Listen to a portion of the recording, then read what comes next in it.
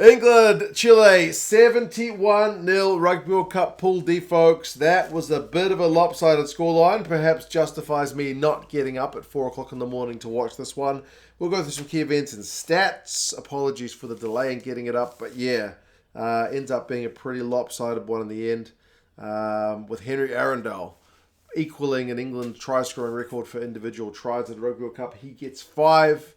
Chile unable to trouble the scorers with this one. Interestingly, though, I mean, there was a great crowd. Small group of, I don't know, it seems small, but vocal group of Chilean fans, like who's made a long trip to go to this Rugby World Cup to support their team, their first ever World Cup. Like, that's commitment. That's fantastic. And then there's a lot of England fans. Obviously, it's a lot closer to jump across the channel to northern France from England. Those fans seem to be having a great time as well. So the atmosphere at the game seemed pretty cracking. And the first 20 minutes, pretty tight. Pretty tight. I mean, England's attack, which has been kind of criticised, was a little bit off. Like when Marcus Smith passed it into touch when he was trying to find Malins early, or when they would knock it on, or Chile would win a turnover. You were just thinking, when's it going to click? When's it going to click, England? But, I mean, it did click. And credit to Chile, they played the whole game. Like, any chance they had to run it, they would run it, they would offload, sometimes to their own detriment.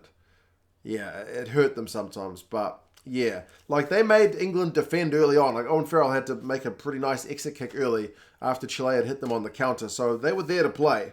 But as I said, like, turnover ball, they kicked it 50-22, only to lose the line out. So it's not like they weren't in the game for the first 20 minutes. But then after about 20 minutes, just before, England in that kind of arm wrestle just started to get dominance. I mean, they were held up just before the first try on like 18 minutes, and then the first try through Arundell comes from a great Owen Farrell wide ball. It's a proper thing, a beauty pass to find him out wide from an attacking scrum. Bam, first try for him. He ends up with 5. I mean, some of them are just run-ins. He doesn't have to do much for them at all. One of them is a proper kick through, regather the ball over his head and dot it down. Was that the hat-trick try? Was it the 4th one? I can't remember, but to equal a try-scoring record at World Cups shows you he's having a pretty good day at the office. You'd obviously be pretty annoyed if you had Max Malins in your fantasy team because he won't have scored anywhere near as well as Henry Arundell. If you'd asked me before the game who I thought England's top try scorer would have been, I may have guessed Theo. I chucked him in my fantasy team because I figured England would exploit it more time. He did manage to get 2. England's forwards did similar things to Chile as what we've seen from Japan and what we've seen from Samoa. They were able to boss through a couple of more tries, one on first half and one in the second for Theo. Bevan Rod also showed some great power to go over for his one. Marcus Smith at the back, he lit things up a bit, didn't he? He showed some good running. He loves a wee step. Sometimes he puts those dinking kicks through. Didn't really get challenged under the high ball enough for mine. Like at one point, Chile they had some decent field position, put in a box kick, but it was just too deep. You allow Marcus Smith to catch it unopposed and then run it back at you. England spread it, Ludlam. That led up to one of the tries. That was the Bevan Rod one. I mean, you just can't be given a free catch and let these guys run back at you. But I mean, as I said, there's a big difference between these teams. But yeah, halftime it's 31-0. And like I said, like one of the tries for England in that first half came just because Chile was wanting to play. Like, who was it that carried for Chile? Was it Rodriguez?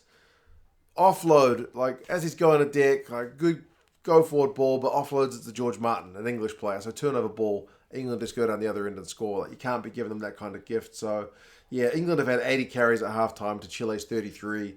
Chile has conceded 8 penalties to 3. Like the scrum has been under the pump. The line out 6 from 6 England, 2 from 4 Chile. So just kind of key moments, kind of let them down. Gets worse in the second half when Ditas gets yellow carded for some dangerous line out play. England banging a couple of tries during the yellow card. Chile kept wanting to play.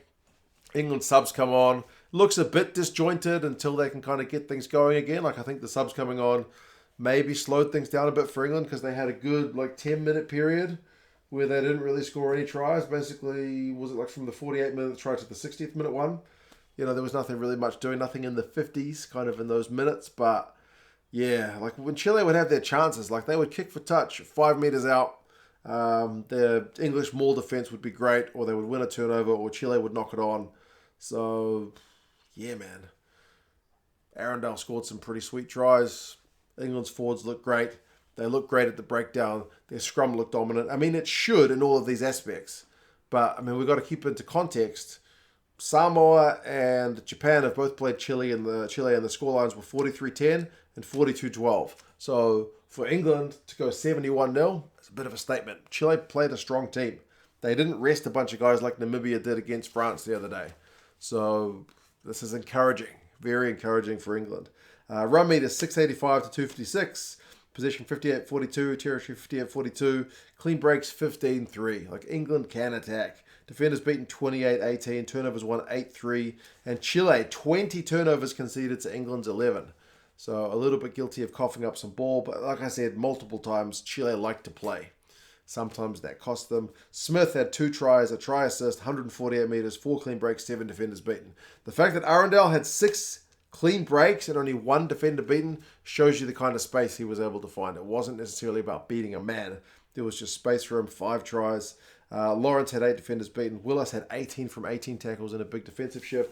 He finished with a try as well, which was pretty deserved. Game, the right winger, had 52 metres and a clean break, beat 3 defenders. Sinckler, the captain, had 17 from 17 tackles, which is a good shift from him. He's looked good every game he's played, but yeah, I mean, the Chilean coach, Pablo Lemoyne, basically lamented the fact that they don't get enough games at this level, which he's probably right, but yeah, that's for the powers that be to kind of sort out. But yeah, first World Cup, Chile's given it a crack, and like the captain Sigrid said, a few years ago they were getting hammered by the USA and Canada, so they've come a long way to get to this point. Now, there's still obviously a long way to go to get closer to a scoreline like that, but at least it's a step forward, even if this feels like a step back. And for England, I know you guys aren't going to be counting your chickens based on beating Chile compared to some of the other teams you potentially face later on in the competition. But man, 71-0, as I said, compared to the other results that Chile have had, this is a very, very good result for England. They've got a week off now to try and get things even more in a row, all the ducks in a row. So yeah, encouraging, but nothing to get too excited just yet. It's still just pool play, but I think you'd be kind of happy with some of the things you have seen there. Chile have got Argentina next, which is going to be an all South American affair, which is going to be fantastic because we've never had that at a World Cup before. But yeah, you guys let us know your thoughts on the game. I'm off to watch Georgia and Portugal. I haven't seen the result yet, so fingers crossed it's a little bit closer than this one. But yeah, you guys let us know your thoughts. Talk to you again soon. See you later.